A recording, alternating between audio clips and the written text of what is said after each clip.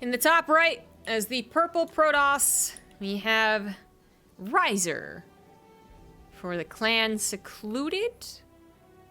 Ah, I get it. In the bottom left, as the blue Zerg for Psystorm, he is JonSnow.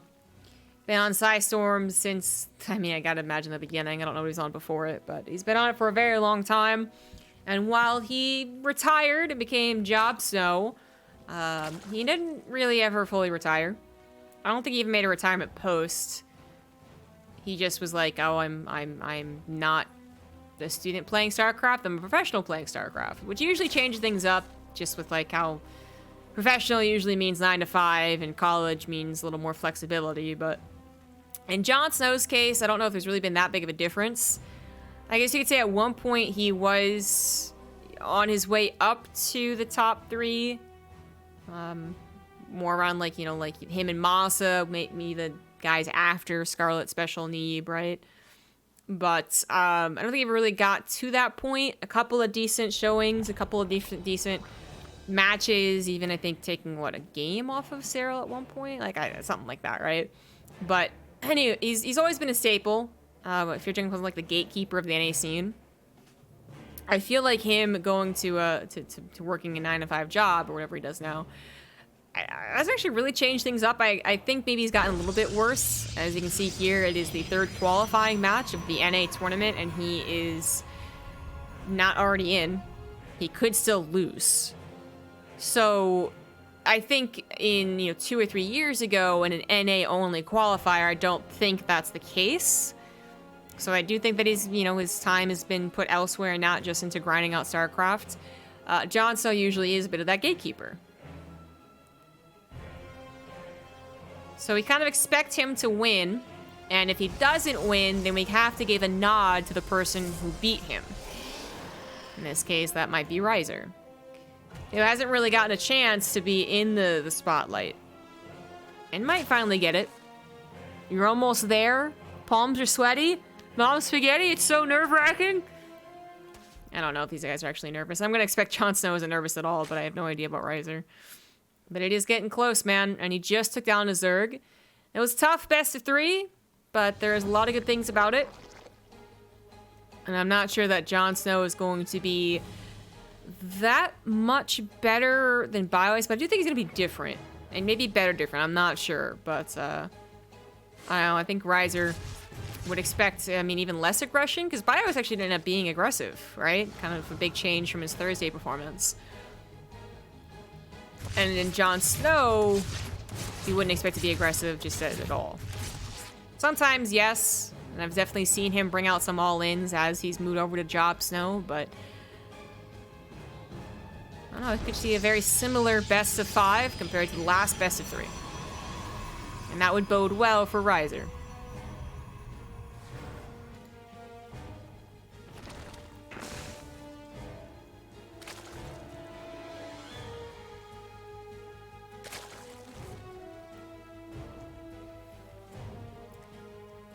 Oracle gonna come on through. Let's see if Rhizer does the 5 Oracle thing again. Bring it out once versus each Zerg opponent, maybe. Spore Crawler slapped down, but with 2 Queens of the Natural, and that's where the Oracle is headed. No drones really should die. 3rd just doesn't have any drones. The typical Zerg defense. Could have gotten that drone, maybe, but not anymore.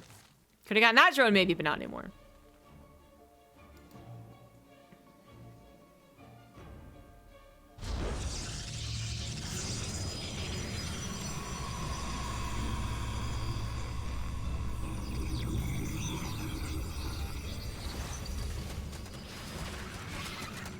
A couple of Lings catching the Adepts in transit so they didn't have their backs up against the wall is kind of nice. Getting 1 killed and 1 pretty low on health. 6 more Lings are on the way, so he could try again to stall out this 3rd, but, oh, well. 2 Oracles actually catching a Queen. Good transfuse. As the backup Queens came just in time. I like how all of his stop signs are on the spawning pool as if saying, please don't Ling rush me.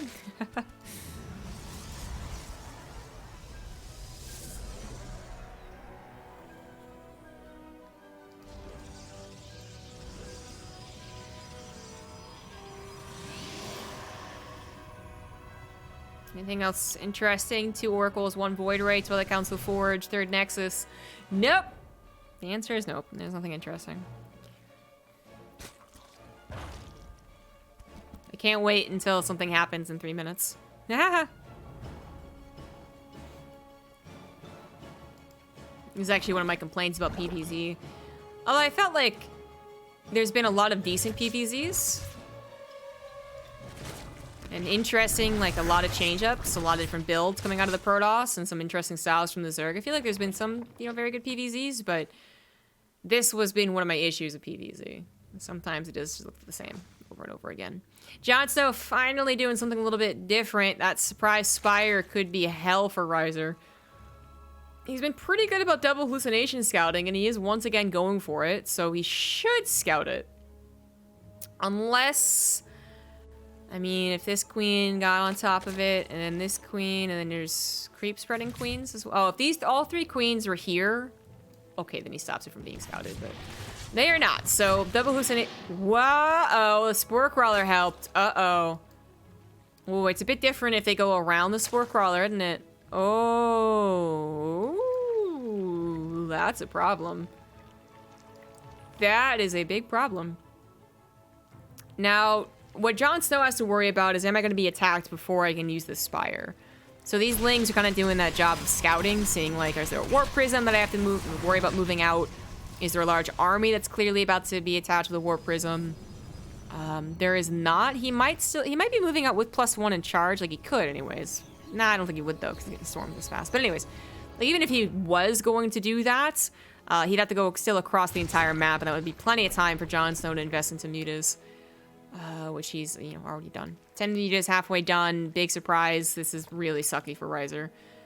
Not exactly the most hype of things, is it?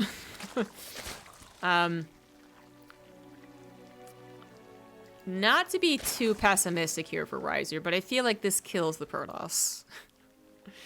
Like, unless they're already moving out, so really causing that indecision between, you know, moving out and actually engaging and just, you know, building stalkers just in time.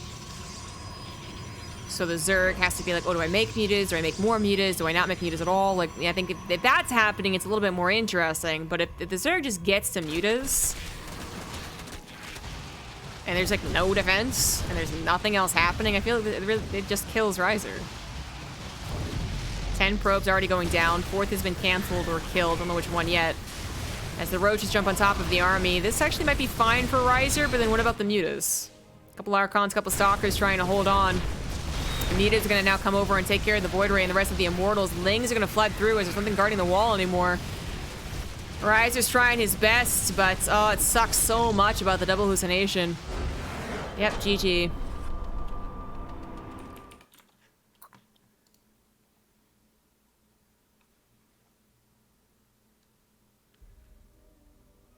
This isn't an official DreamHack broadcast premiere tournament, so I can be as much of a bummer as I want. Isn't it cool when the Spire isn't scouted? Resubscription received. Apparently you are doing something right, Captain.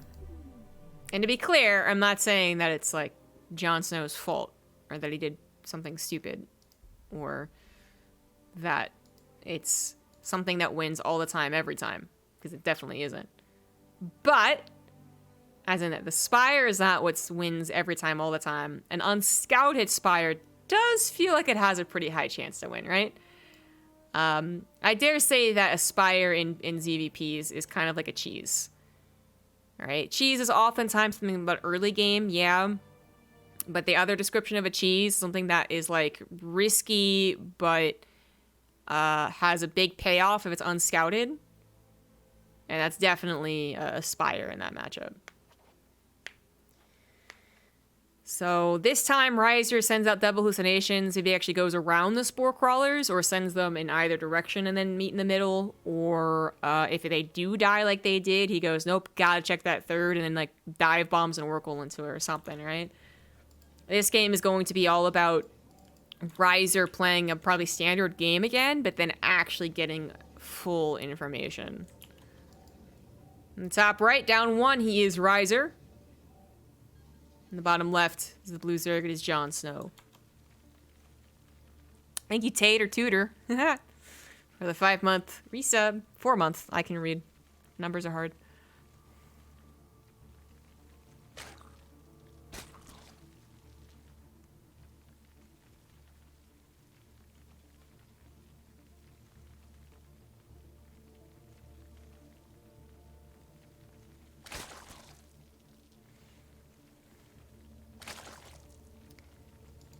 JonSnow is going to... It looks like he was even, like, prepared to go for the other hatchery. Just he expects a pylon scout for a probe.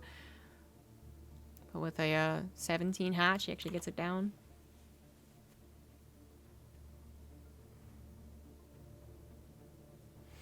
Whatever happened to the rule of not using skins during tournaments? So Game Heart got updated so that the players do not see skins.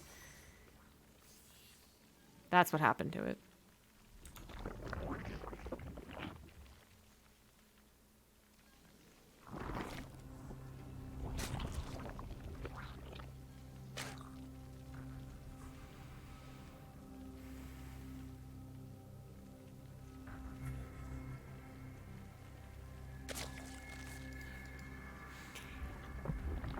Probe is very intent on doing damage. Didn't get a drone this time, but tried its best to stay around, deny mining off of the closest mineral patch.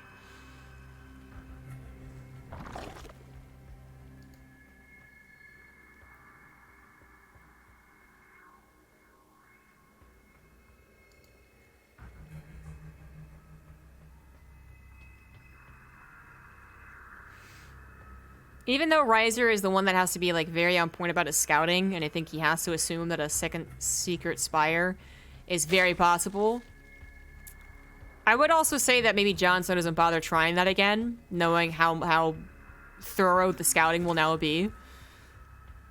There's also just that possibility that it throws down the spire and then laughs when Rhizer scouts it and goes, yes, I'm not gonna die, and then just like, whatever, I was gonna use it anyways, I didn't care anyways. Whatever, man. Because you do see that sometimes. With the Stargate on the way and JonSnow's third hatch, we are once again waiting.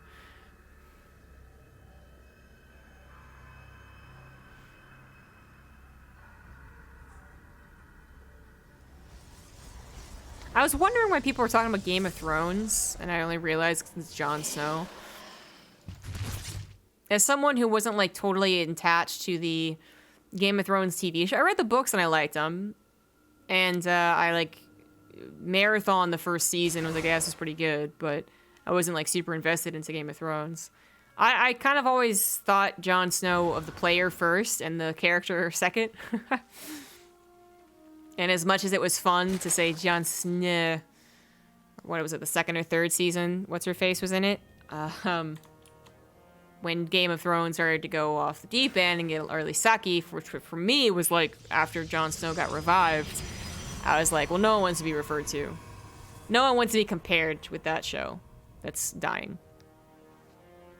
And that's also why we stopped calling Cyril the Night King. So it was like, well, the Night King got, like, destroyed by one person with a knife. So, cool.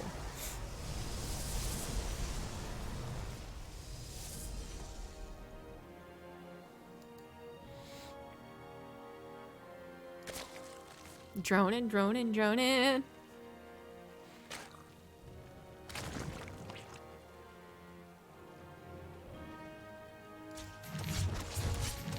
Spore's actually coming down kind of late, to be honest. I don't know if JonSnow just figured it was gonna... Well, I mean, the Void Ray would have revealed itself as first, sure, but... Wouldn't you be the Spore Crawlers right after seeing the Void Ray? Well, it doesn't matter, because the first Oracle didn't go to a vulnerable natural. It went into a third base that had 3 queens, but the Spore Crawlers were kind of late. That favors JonSnow, though. Doesn't waste the minerals before he has to, or waste the drones before he has to. The Illusion Chamber, Roachmore, and actually tucked into the back, so kind of hidden.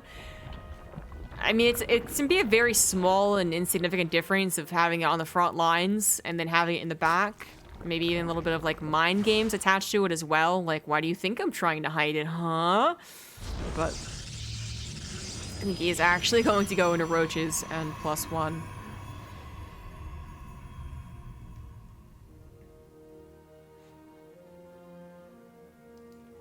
Oracle's even diving into the natural, but there's literally 5 queens right now on top of them, so they're gonna run away. Every time the inject, oh, actually, no, he just, wow, he has so many queens, wow. Oh, wow, okay, so yeah, he's up to 6 queens, so that's 3 extra queens. But it looks like also every time he can pull the queens away, if the inject has already been spewed over the hatchery, he pulls them away. I guess he is maybe aware of Rhizer's ability, inclination to go for more than just a couple of oracles. Maybe that's part of it, but I would say if he's building more queens, I would have been a little afraid of a Nidus room. I'm sure that's something that Rhizer is kind of thinking of. Like, okay, like seeing 4 queens chasing my oracles, like, what do you got here? But it really is just the 3 extra queens you'd usually see. Now 4 extra queens you'd usually see, or not usually see, but... And then injecting queens. So, not going up to like 10, 11. Something silly crazy. But honestly, 4 extra in this matchup, if it wasn't the knowledge that Rhizer does occasionally do 4 or 5 oracles, I'd be like, isn't that necessary? Is that really what you want? Certainly going to be a lot of creep spread. And while the oracle's got a bit better against creep, I don't think he's going to use it to clear up creep. In fact, he should absolutely be using it to watch these queens actually walk across the map, so no Nidus room needed. I mean, if it was Lightshade or Submarine, I'd be like, well, these queens are going to march across the map and help out. But the fact that he's doing this on Pillars of Gold, why not, right? Like, they're actually going to be able to help. And he's going to continue spreading creep as he does this push. +1's done. Roach speed is done. Rhizer, again, just seeing the queens move off of creep is already a big enough tell, but also seeing the roaches on the way. A couple Ravagers come forward and don't really have to break the force field so much, do they? But they did. More Ravagers coming forward, and those queens with a decent amount of transfuses. Can't believe they're actually on the front lines helping out, but here they are. 16 more Lings flooding in here as the Oracles try their best to help out and help cover the Void Ray, which is currently being overcharged with that shield battery. It's working out quite well. The Oracles finally go down, and the ground army is starting to look a little thin there for Rhizer. An Immortal on the top side helping out a lot. 2 Immortals around these shield batteries helping out a ton. The shield batteries are now out of juice. The Void Ray should fall. It's actually being microed back in the nick of time as he realizes that JonSnow was going to start target firing it, but now it is finally going to go down. And the Immortal on the top side went down as well. Only 2 Immortals are left over, and this is a problem because Lings are now here, and Immortals do not do well against those Lings. It looks like JonSnow is going to be able to bust. It was a kind of close fight, and maybe Rhizer's regretting not putting down even more shield batteries, because maybe that really would have made the difference, but oh, it's not quite over yet. 2 Immortals with one of them having their shields against just 2 Queens, 3 Ravagers, and a couple of Roaches, maybe? Maybe you can make something happen here. A couple of last-minute reinforcements. The supplies are very, very close, but the Immortals have lost their shields, and they're being chased down. This last one wants to survive so bad. It's not going to. It's not going to. Oh, the purple was a little too late. All the Zealots have been cleaned up by the Ravagers and the Queen as well. And now Rhizer is like, well, I guess I can try and hold up in the natural. And maybe he can, because honestly, the 3rd Nexus is not going to fall that quickly. JonSnow is now the one that has to make the decision. Does he continue investing into this and go into the natural, or does he try and kill the 3rd Nexus, or does he just leave? Because I don't think he's going to be able to do either one. This is surprisingly close. JonSnow, though, on 4 bases, did start to progress out of that attack. He's up to 64 workers. He's on to Hydras. Ling Baneling with upgrades on the way, and Rhizer is the one that's kind of he's licking more wounds than JonSnow, who committed a lot of resources into that attack, all, you know, his Queens as well, but ultimately did a lot of damage. He killed a lot of expensive, slow-building units, and he killed a lot of Rhizer's economy, or straight up denied his economy. Nothing was mining from this 3rd Nexus for a long time. JonSnow is still in a pretty good position, but 20 supply difference in this matchup is actually nothing. That's actually so favorable for the Protoss, usually. It's going to change, though, because JonSnow, well, literally right now, Rhizer moved across the map, just like instantly teleported from here to here. I think it would be very scary. But even with Rhizer having to go across the map, much less wait for Storm and +2, JonSnow is going to have his, +1 melee just finished, his Centrifugal Hook's going to finish, his Hydra range is going to finish, 12 more Hydras are going to pump out here. Yeah. As promising as that supply looked just 30 seconds ago, this makes sense. JonSnow has gotten to superior economy. He's really going to bounce way forward in the game after that odd little hop on top of Rhizer's army. He's going to outpace Rhizer, unless Rhizer can do some really good defenses. Maybe JonSnow gets a little overeager trying to end the game. Suddenly Storms save the day. I could see that happening, absolutely.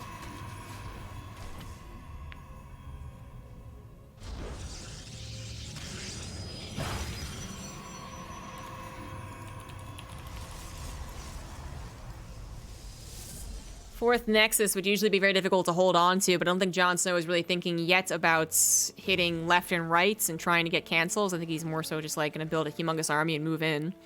He does get a couple of Banelings on the third, so that's where the probes are going down. He's got more Banelings ready to go on that third. His +2 missile is finishing up. His +2 melee is started. His Hydra speed's going to finish, and he has a lot more Banelings here. And this is that main push. Plus the Banelings hitting the probes.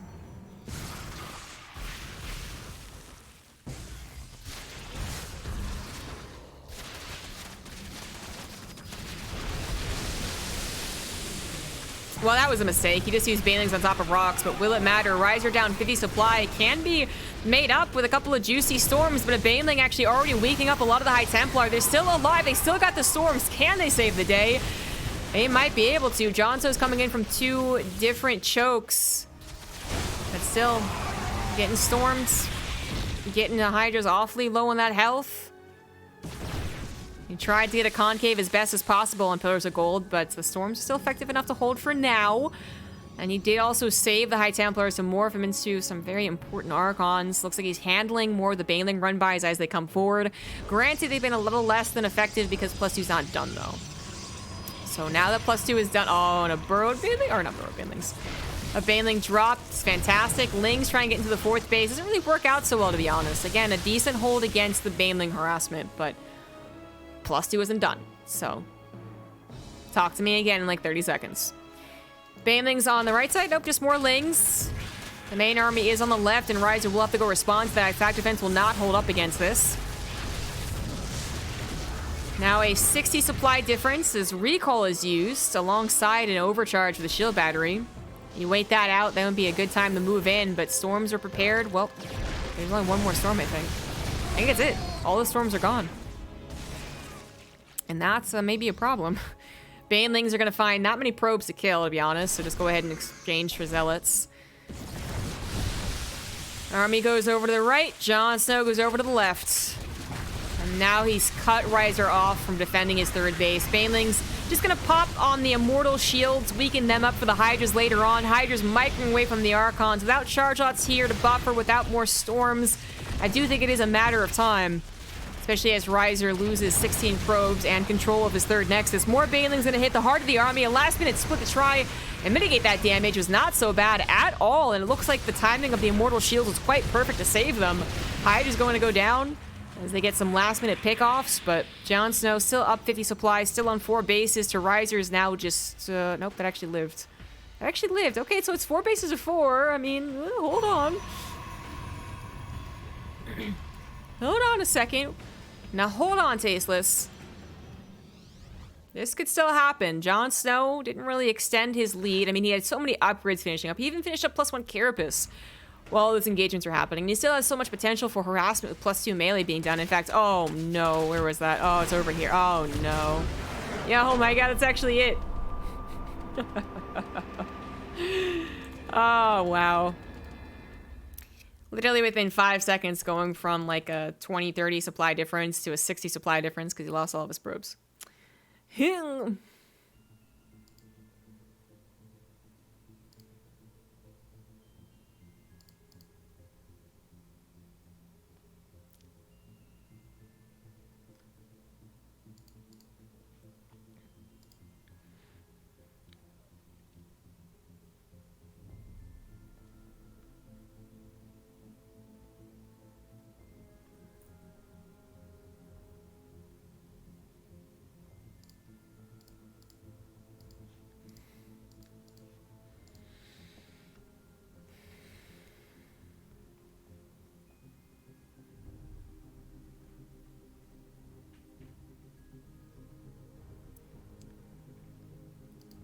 So one last map, potentially.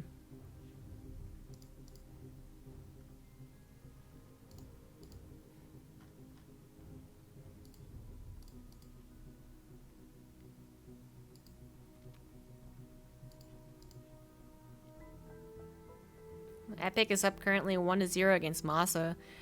I not only wanted to cast that because TVT is pretty fun for me, but also because I think that's... I mean, Masa is pretty much in the same state as JonSnow, where you expect him to win. As far as their achievements, I guess maybe Masa did achieve, like, a little bit more, but, I mean, we're kind of like right there as North American representatives that weren't Scarlet, Neeb, or Special. So there's that storyline for Masa, but then Epic, like, I've cast Epic's games so often in qualifiers, and he's gotten so close to qualifying, and to a point where he even, like, jokingly accused me of kind of stalking, you know? I've actually really enjoyed watching Epics in games, and yet he barely hasn't made it. I'd actually be thrilled if he ends up winning, and I guess if he does win against Masa, he can rightfully say that I was the curse. That's fair. But we're in this PvZ, and it's not over yet. In the bottom right, down 2, he is the purple Protoss Rhizer. In the top left, it is the blue Zerg, JonSnow.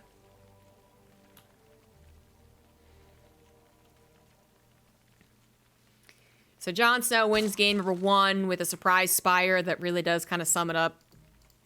I'm sure someone's going to come in and be like, well, actually, it was actually genius that the 2 Lings were able to stop a probe at minute 3, and then that's what led into... No, okay, whatever.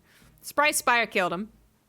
And then the last game, it really was quite damn close. So this definitely isn't a series where the 2-0 is like 100% JonSnow is just a straight up better player by a mile. It's not necessarily true, but if you're talking about you know, winning the race, whether it's by a foot or a mile, whatever the saying is, like, well, then yes, he is the better player right now. He's up 2-0.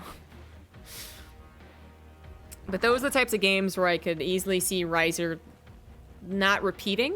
I could see him winning the last game if it happens in game 4. I could see him seeing Aspire and playing on a good macro game in a game 3, like this game, for instance.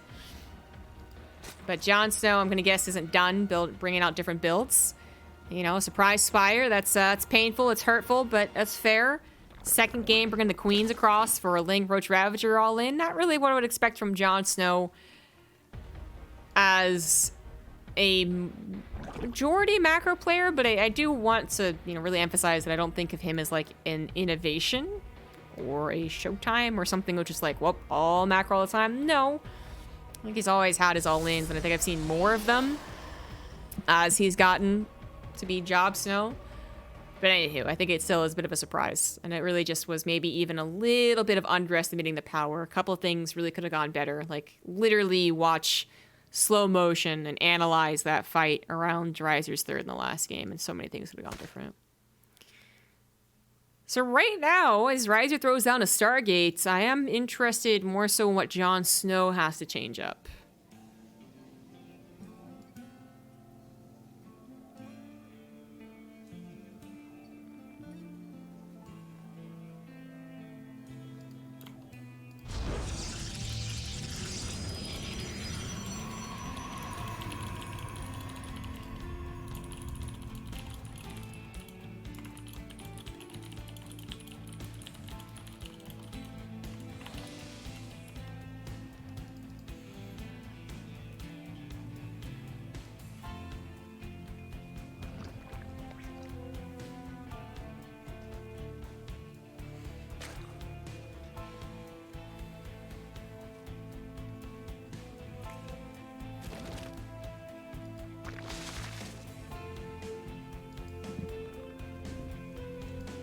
Void Ray opening again.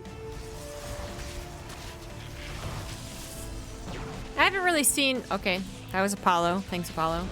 I haven't really seen the use of the Void Ray opener so far from this series. And I'm kind of wondering if it's really necessary to grab it. Well, I guess it did help out versus the Roach all-in. So, I can't say it didn't help.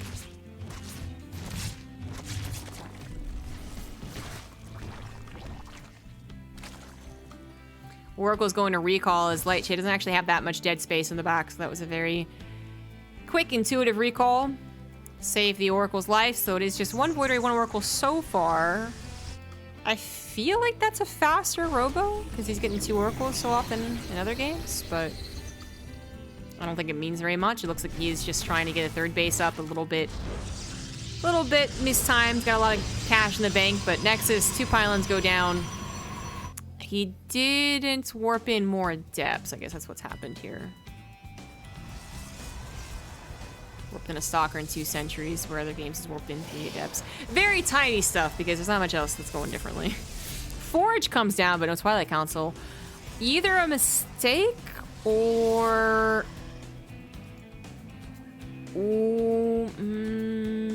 I think that's just a mistake. Okay, yeah, it was. So, well, mistake, or just didn't have the minerals, of course. He didn't have the minerals, but you do usually see that go down all at once.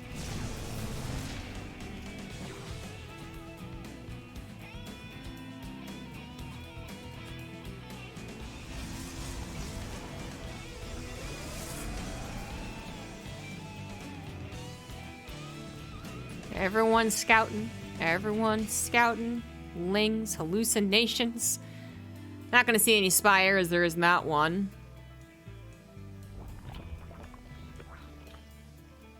JonSnow's getting up to all 6 geysers. Got a 4th base. Oh, more drones are on the way.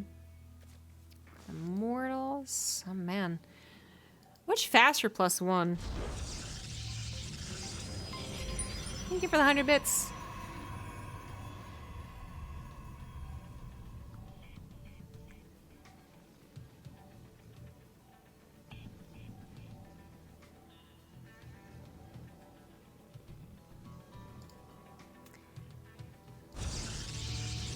And all 6 gases for Rhizer. Don't you love the setup of PvZ? Couple things finally happening. You know, so far, Rhizer is playing a perfect game. I guess that's worth noting. JonSnow tried to push in with a couple of Lings. That's why he lost Lings. And then drones went down to the Oracles. And the Overlords, of course, to the Void Ray. Once again, Apollo helping me with the observing.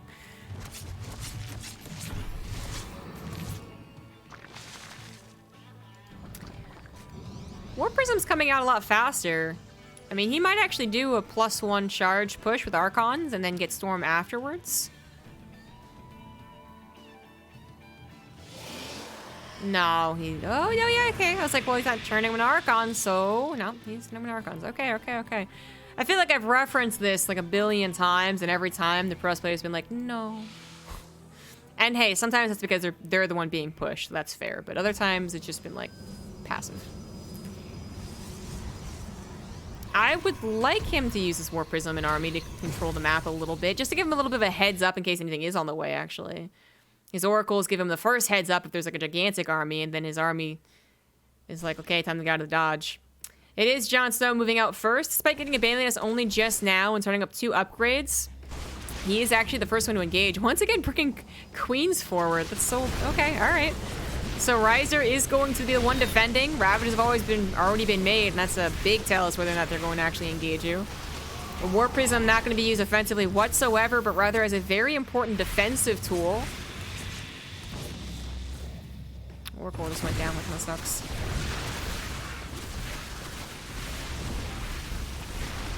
Rhizer with the big armies, trying to pump out as much as possible to defend against this. So no Storm on the way to that +2. It's encroaching, I guess. It could affect the future battles. JonSnow's continuing to commit despite the amount of Mortals and Archons and the Warp Prism being there to help out. He is still committing. You get a very wide arc on Lightshade. So even if there were Storms, maybe it's still a good time to commit. And even though Rhizer finally changed things up a little bit by not adding on that Storm, it is still JonSnow's aggression that's going to kill him, it looks like. A couple of roaches got into the 3rd base, and the Void Ray was supposed to clean it up, no problem, but 12 probes still went down. 4th base was still canceled, and we're down to just the Warp Prism juggling to help out.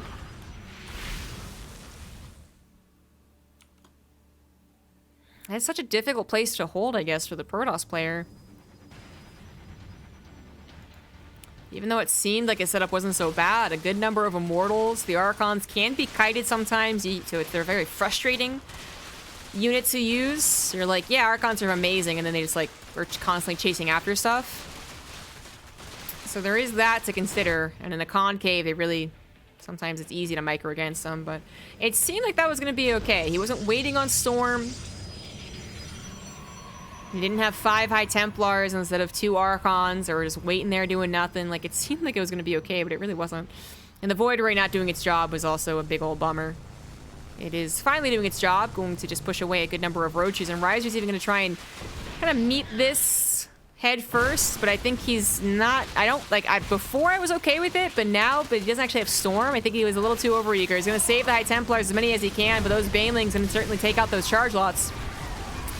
And the rest of the army coming from up top. Storm is done. Now they got to come down, and that's not that great. The Immortals aren't juggled either, and that is going to be a 3-0. GG, congrats, JonSnow. Still as good as ever. Qualifying into DreamHack Winter, still repping the NA scene. And that's going to be it for the stream as well. Epic versus Masa is